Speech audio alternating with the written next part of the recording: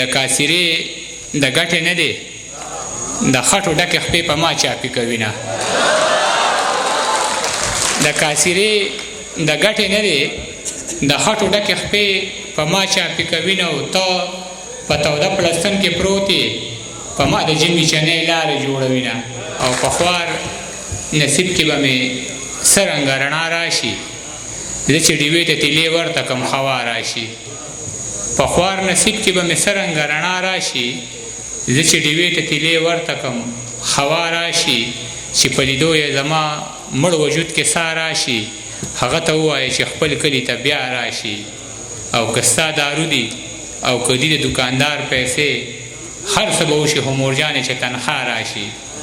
عجیزه زه د جنت سره تشبیه ورکوم ذکر چې چېرته هم زموږ د پښتونخوا راشي چې ډېر زیات بخښونکی او مهربانه دی ډېره زیاته مننه د علامه محمد صدیق صاحب د احمدزی برور د تحبه د یوت پارلیمنټ چې څومره همکاران دي د هغوی ډېره زیاته مننه کوو چې په دومره ښکلي پروګرام کې موږ له بلنه راکړه زما د قلم ملګري زما د مرکو ملګري حکیم سید اوتر صاحب غزل مومن صاحب مفتی هلال صاحب ډېر محترم منیر بونیری صاحب او د خوږې غړی مالک یو ډېر ښه سندرغاړی سیټ پردیسي ما ته مخامخ ناست دی د پښتون ولس غمخوار نظیب خان لالا نور چې په دغه پنډال کې څومره ملګري دي انور خیال بونیری یاسر رور ټولو ته په جمع السلام علیکم او د وخت کمی مخصوصیږي زه به شعرونه ووایم چې اول په دغه ملګري ټپې وویلې په ټپه باندې راوغوښتمه زه به ورته منیر بونیري صاحب د پښتو یوه ټپه ډالۍ کړم چې او څو شعرونه چې ښایستونه یې په لار خپو پسې ګرځي سپرلي هم زما د یار خپو پسې ګرځي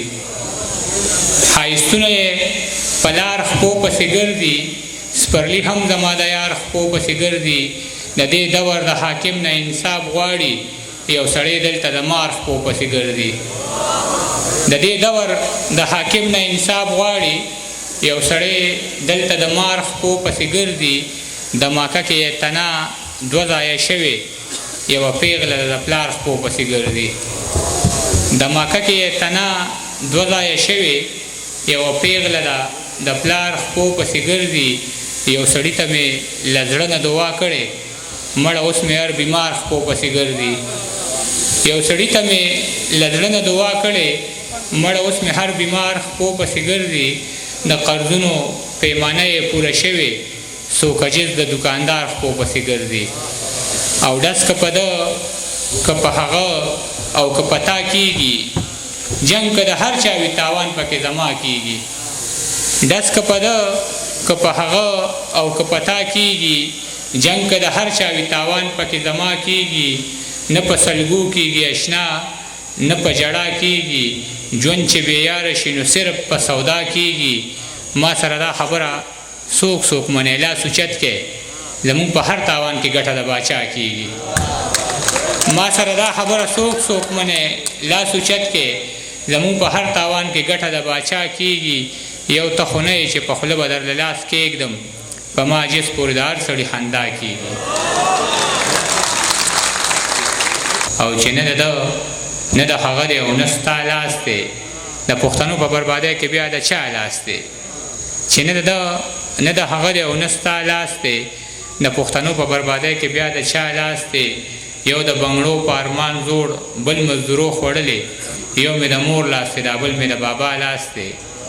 یو د بنګړو په ارمان زوړ بل مزدورو خوړلې یو مې د مور لاس دی دا بل مې د بابا لاس دی خوب مې لیدلی دی خو ته خوبونه چېرته منې ورځ د قیامت ته ستا ګریوان دی او زما لاس دی ډېره مننه وخت کم دی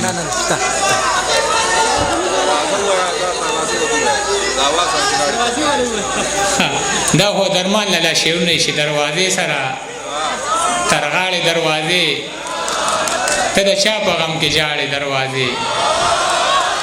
او برابر د یم په غم باندې شریک اوران کندر باندې ولاړې دروازې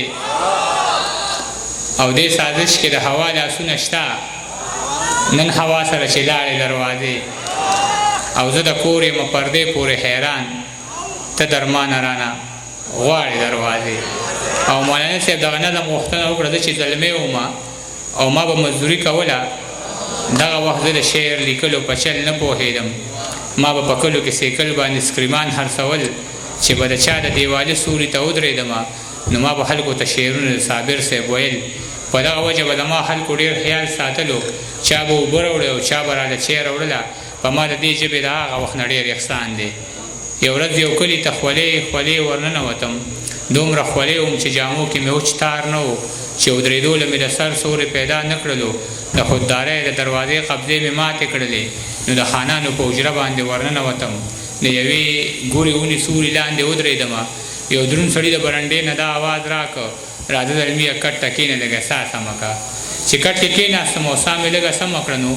دغه سړی چې د حجرې نه په وتو کې شولو نو د یو ځوان ته اشاره وکړه ورته یې داسې وویې لاړ شه او دله د روټۍ څه بندوبست وکړه. دغه زلمی زما نه عمر کې بس لږ کشر و. هغه روټۍ راوړه او په کټ کې راسره کښېناسته. هغه روټۍ دومره پستې وې لکه نرم مالوچ داسې خوشبو د دې روټۍ نه راحته لکه چې چېرته زما د وړې خور وي په لاسونو بها د یوې پیغلې جینۍ ویر پکې ښکاره ځلېده ځکه د پاسه پې لامده لامده باڼه پراته وو. دا په اور نه وه دا د چا پاسویلو په هوا. وجود مې وبوږنېده. زه یې حیران کړم او ما ترېنه تپوس وکړ ستاسو په کور کې دا روټۍ څوک په مشین پخوي؟ هغه وی نه زموږ په کور کې ورندار زما په سره ګرمۍ کې چې په اور څومره کارونه کېږي نو دا به ټول زما د دغې ورندار په لاس وي. او بیا چې ژمي شي یخني راشي او پومه راشي بیا چې په کور کې د اوبو څومره کارونه کېږي هغه به هم زما د دغې ورندار په لاس وي. وجود مې وبوږنېده. بیا مې ترې تپوس وکړ د دې نجلۍ د لاسه کم داسې قصور شوی دی چې موسمونه یې هم ټول د زندګۍ خلاف دي. هغه وی دا مې مونږ رور له په سوره کې کړې. د دې نجلۍ رور زما رور سره په سپو وران شو. زما په رور یې د چاقوانو ګزارونه وکړل. زما رور مړ شو. فیصله په دې خبره وشوه چې یا به تا وژنو یا به راله خور راکوې. هغه پښتون او پښتو یې داسې وپالله چې په جرګه کې یې په جار دغه خبره وکړه ما ته څه مه وایې خورجانه مې رضا ده په دې چې د لالا دپاره هر غم ته تیاره یم. ما به تې دوه نوړی یا درې نوړی خوړلې وي چې